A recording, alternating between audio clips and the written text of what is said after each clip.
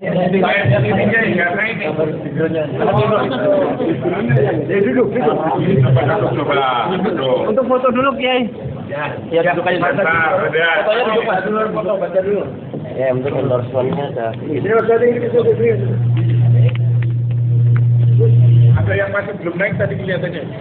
Pak dulu. Yang tadi udah naik semua belum? Wartawan. Oke. Ya tadi dulu jadi. Wartawannya. Wartawan angkat sekali. Ayo.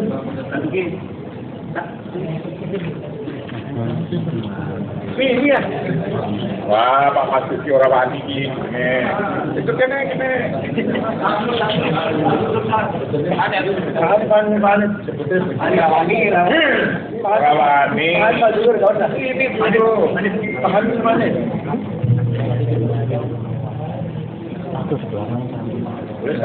Belum. Ayo,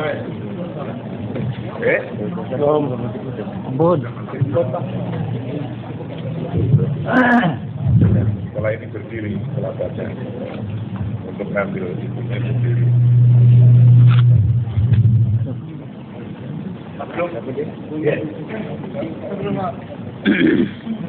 Assalamualaikum warahmatullahi wabarakatuh.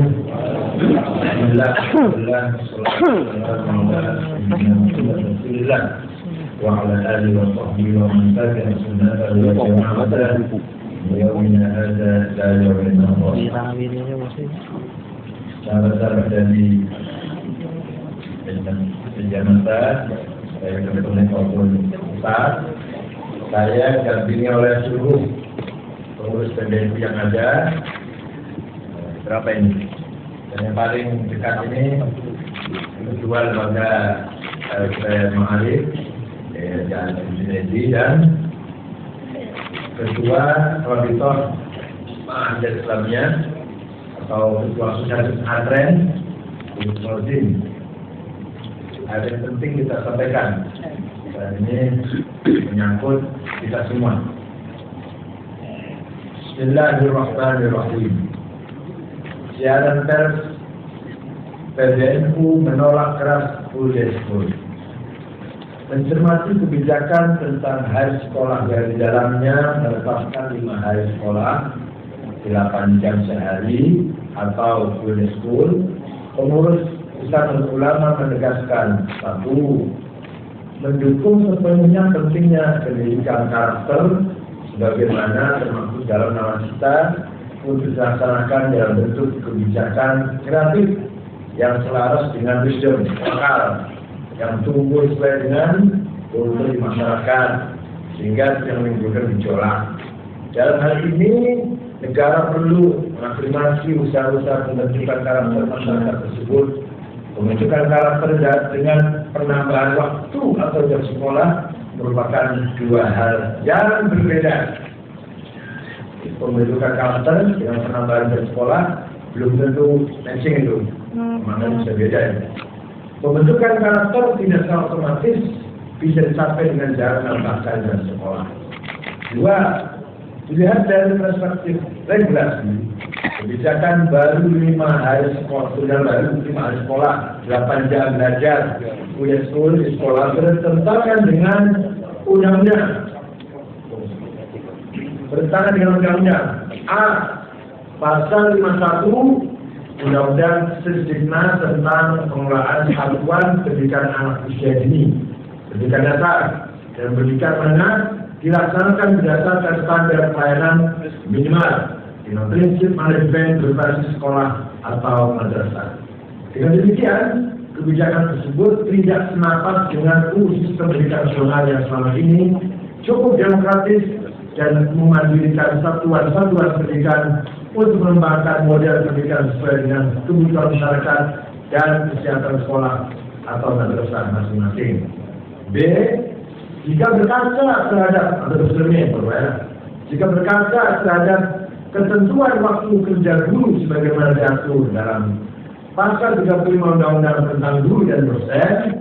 1. Beban kerja guru mencakup kegiatan pokok yaitu melaksanakan pembelajaran, melihat hasil pembelajaran, membimbing dan melatih peserta didik serta melaksanakan tugas tambahan. 2. Beban kerja guru sebagaimana dimaksud pada ayat 1 adalah sekurang-kurangnya 24 jam tatap muka dan sebanyak-banyaknya 40 jam tatap muka dalam 1 minggu. Maka kebijakan 5 hari sekolah, 8 jam dari sekolah berpotensi besar kepada jumlah jam mengajar guru di sekolah melampaui batasan yang telah diatur dalam undang-undang yang dimaksud.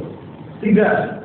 Lewat kajian mendalam dan pemantauan intensif yang kami lakukan, fakta di lapangan menunjukkan bahwa mayoritas sekolah belum siap dalam rangka menerima kebijakan 5 hari sekolah atau 8 jam pelajaran ini.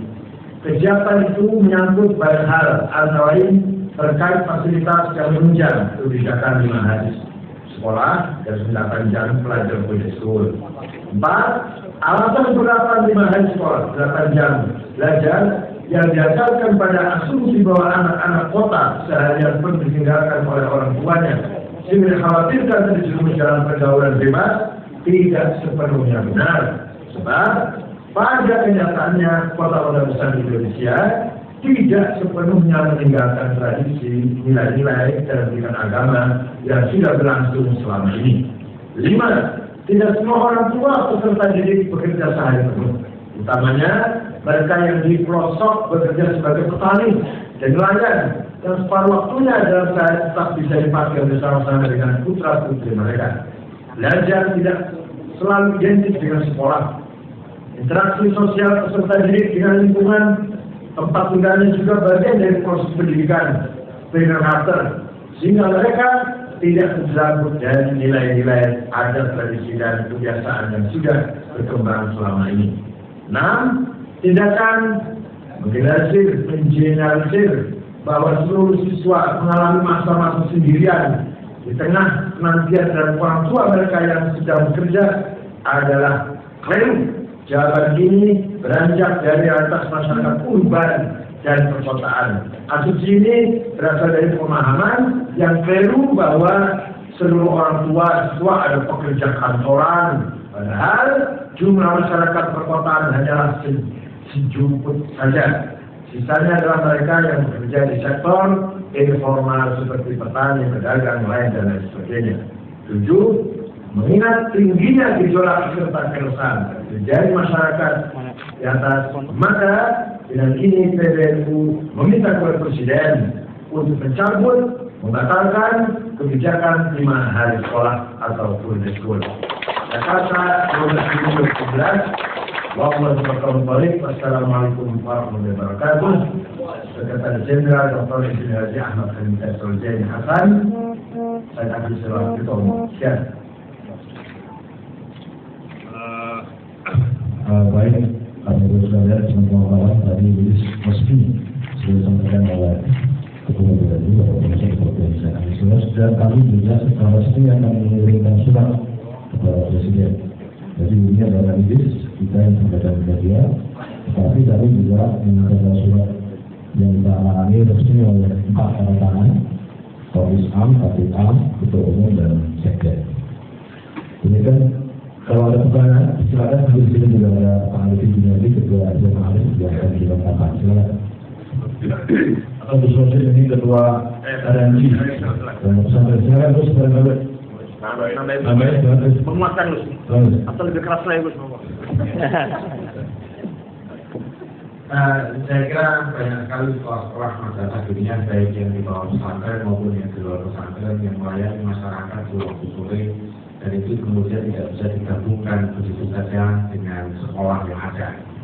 Ini masalah serius dan harus ada banyak sekali aspek yang diperhitungkan ketika mengimplementasikan undang-undang dan peraturan mendikbud ini.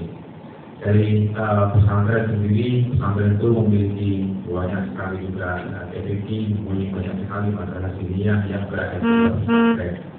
Saya kira kebijakan ini sungguh tidak bijaksana kalau kemudian dipaksakan begitu saja, walaupun memakai bahasa misalnya bertahap begitu, karena pertahapan itu juga sampai sekarang tidak jelas bagaimana teknisnya. Kami juga dari awali Bapak Ketua Umum kita ingin bahwa Presiden meminta untuk membatalkan peraturan Menteri Pendidikan dan Kebudayaan ini. Demikian yang saya.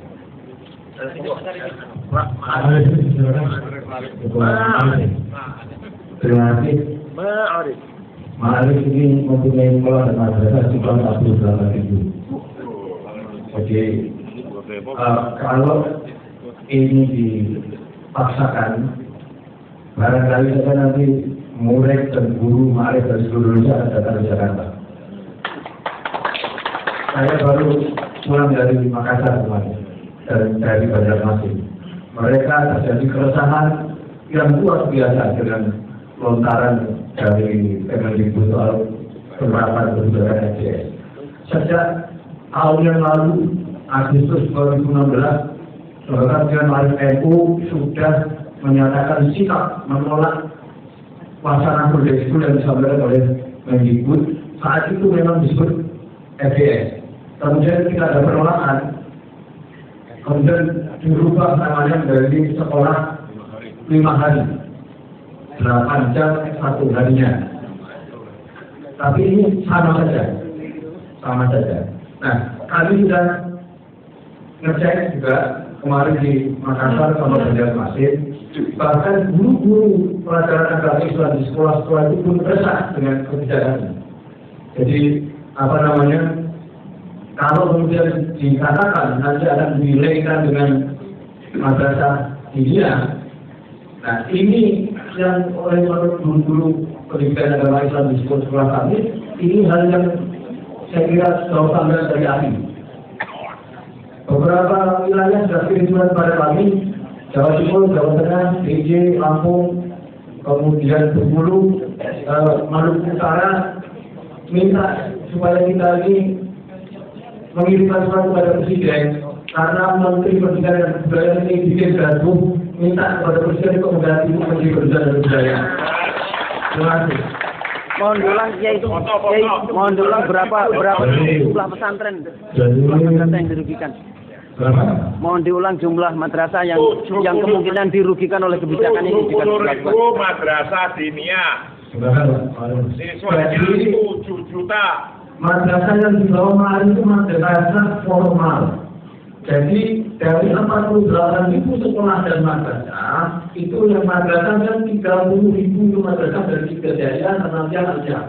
Sedangkan madrasah Diniyah Takliyah itu ada di RRI ada 70.000 madrasah Diniyah Takliyah yang oleh 7 juta.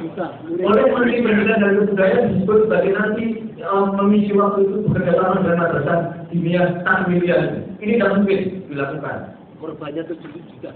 Murid dari madrasah Diniyah Takliyah itu sekitar 7 juta. Jadi ini bukan gurunya ada berapa? Kalau di kemarin ada 700.000 guru di sekolah dan madrasah Ma'arif.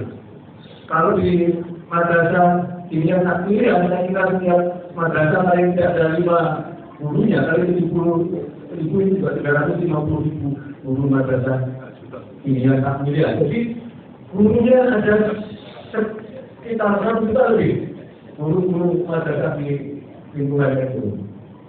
Ya, dan sebetulnya kalau kita membaca data dari Research Center, ya, radikalisme itu justru menjadi di urban perkotaan, bukan di pedesaan. Artinya apa? Artinya model pengajaran madrasah Diniyah yang mengembangkan pesantren itu berhasil membangun karakter mental yang mengembangkan apa yang disebut sebagai ukhuwah persaudaraan. Jadi itu saya khawatir ini kalau pemerintah memaksakan full day school, saya kira akan membuat semakin gaduh suara. Dan kami karena ini bulan puasa sudah membuat sedikit rupa pesantren-pesantren yang mau ke Jakarta. Ke Jakartanya mau silaturahmi, yang kedua mau bergabung juga.